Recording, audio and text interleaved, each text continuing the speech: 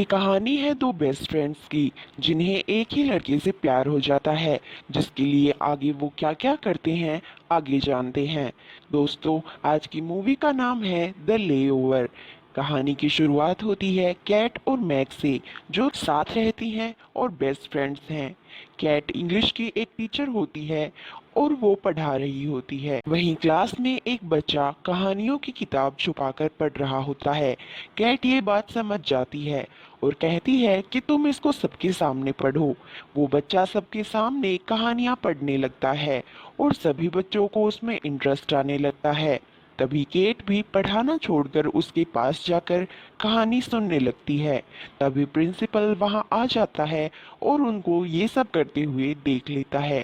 Principal cat से कहता है कि तुम्हें बाल काटने चाहिए, तुम टीचिंग लाइन में गलत आ गई हो, और वो उसे इनडायरेक्टली जॉब छोड़ने को कहता है। वहीं मैक कॉस्मेटिक का सामान बेचने की कोशिश कर रही होती है, पर बेच नहीं पाती क्योंकि वो नॉर्थ कोरिया से आया हुआ होता है। बाहर निकलती है तो देखती है कि नो पार्किंग में खड़ी होने की वजह से उसकी कार भी उठा ली जाती है।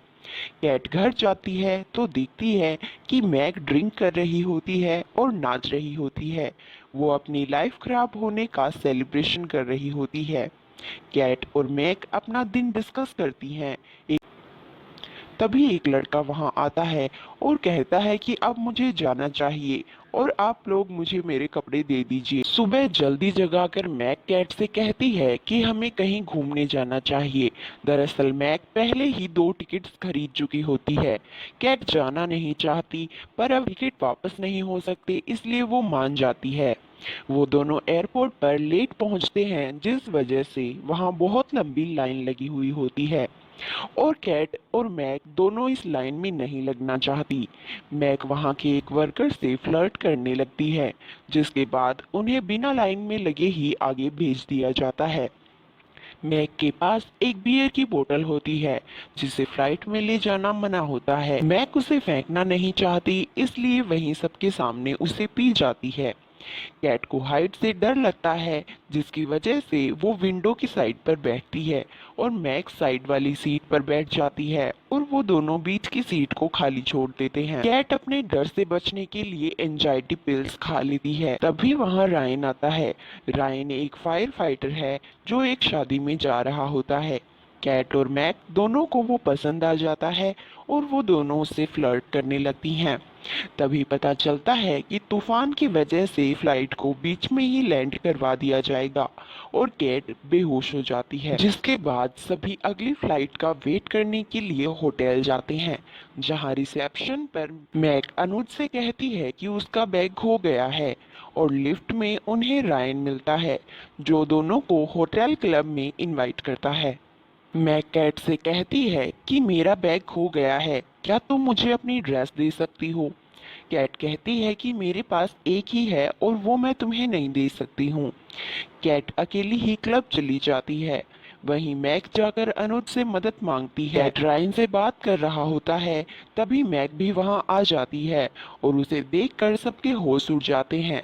दरअसल मैक अनुज की माँ की साड़ी पहनकर आती है। रायन उन दोनों को रोजर और नैन्सी से मिलवाता है, जो यहाँ अपनी शादी की सालगिरह मनाने आए हुए होते हैं। नैन्सी मैक से कहती है कि तुम एक राजकुमारी लग रही हो। तभी रायन न्यूज में देखता है कि तूफान ज्यादा बढ़ गया होता है और उनकी फ्लाइट और ज्यादा डिले हो गई है, जिससे रायन बहुत उदास हो जाता है। मैक और कैट रायन को खुश करने के लिए एक डांस कंपटीशन करती हैं, जिसमें तीनों डांस करने लगते हैं और मैक कुछ ज्यादा ही एक्साइटेड हो जाती है और डांस करते हुए उसकी साड़ी उतर जाती है और उसे इस बात का पता भी नहीं चलता। एक लड़का आकर हैट से उसे ढक देता है, पर उससे पहले ही एक आदमी उसकी फोटो क्लिक कर लेता है, जिसके बाद तीनों लिफ्ट से अपने फ्लोर पर जा रहे होते हैं। रायन कहता है कि बहुत हो चुका है, अब हमें शहर देखना चाहिए। रायन अपने फ्लोर पर जाने लगता है। कैट कहती है कि मैं भी तुम्हारे साथ चलती हूँ, मुझे कुछ काम है, और मैक भी यही कहती है। दोनों उसके साथ जाने के लिए झगड़ने लगती हैं और कोई भी उसके साथ जा नहीं पाता। मैं कहती है कि वो मुझे चाहिए। कैट कहती है इस बार नहीं। सुबह तीनों हॉट एयर बलून में जाने का प्लान बनाते हैं। कैट को हाइट से डर लगता है, पर वो नहीं चाहती कि रायन मैक के साथ अकेला जाए और वो भी साथ चलने को तैयार हो जाती है। बलून में कैट उस आदमी की आंख देखती है जो बलून उड़ाने वाला है। उसकी एक ही आंख होती है और कैट कहती है कि क्या तुम्हें इसमें दिखाई देता है? वो कहता है कि हाँ, मैं एक आंख से आराम से देख पाता हूँ। जैसे ही बलून ऊपर जाने लगता है, कैट को पसीने आने लगते हैं। रायन कहता है कि क्या तुम ठीक हो? कैट कहती है कि हाँ, बस मुझे थोड़ी गर्मी लग रही है। तभी शैंपेन की बोतल खोलते हुए मैग उस आदमी की इकलौती आंख भी फोड़ देती है और उनका बलून एक बर्थडे पार्टी में लैंड होता है। जिसके बाद मैग पूल पर काफी रिवेलिंग ड्रेस पहनकर जाती है ताकि वो रायन को इम्प्रेस कर सके। ये देखकर कैट भी अपनी ड्रेस काट लेती है और पुल पर रायन को ज्यादा इम्प्रेस करने के लिए मैग अपनी आंख पर चोट लगवा लेती है। जिसके बाद दोनों जूस पी रही होती हैं और रायन को बैग लेकर जाते हुए देखती हैं। वो दौड़कर जाती हैं तो देखती हैं कि रायन क्रैग के साथ कार लेकर फ्लोरिडा के लिए निकल रहा होता है।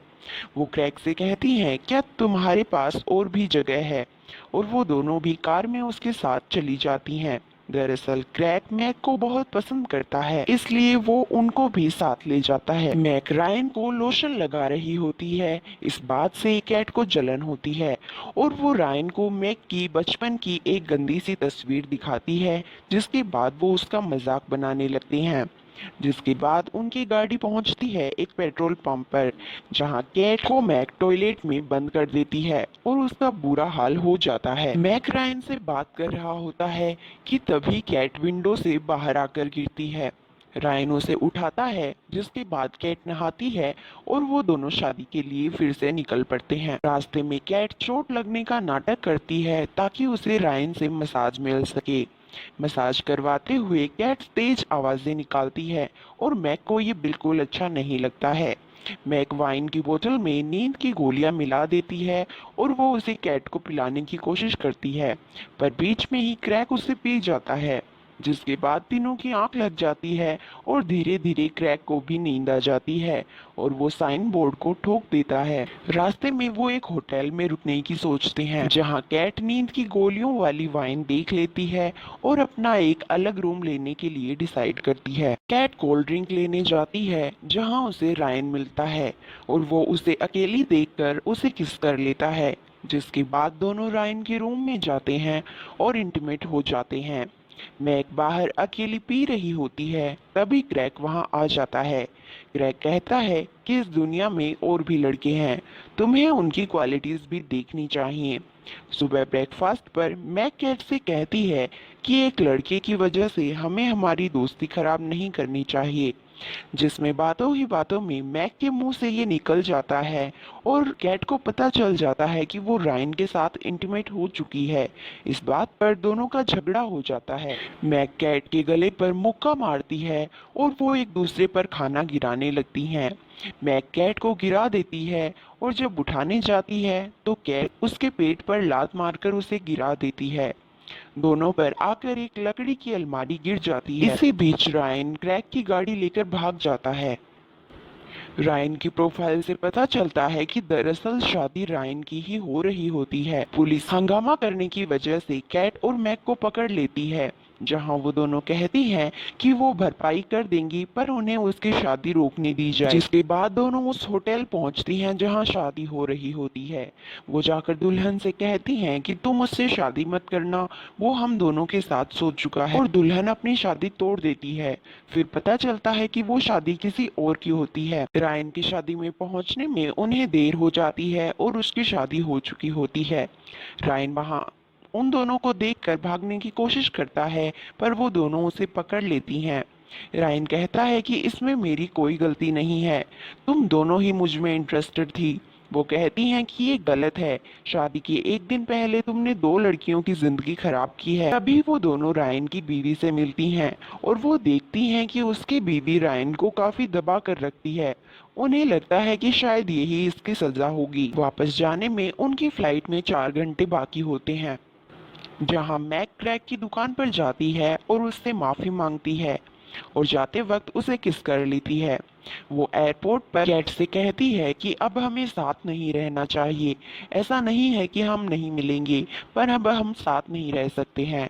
कैट भी इसके लिए हामी भर देती है। कैट अपने स्कूल जाती है और प्रिंसिपल से कहती है कि मैं अपना जॉब नहीं छोड़ना चाहती हूँ।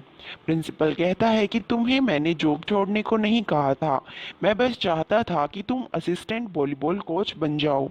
कैट कहती है कि हमें पढ़ाई के साथ बच्चों को क्रिएटिव एक्टिविटीज भी करवानी चाहिए, और वो वॉलीबॉल के लिए हाँ कर देती है। मैक भी क्रैक के साथ लॉन्ग डिस्टेंस रिलेशनशिप में होती है। मैक और कैट एक रूम छोड़कर ही रहती हैं और वो रात को साथ में काफी इंजॉय करती हैं।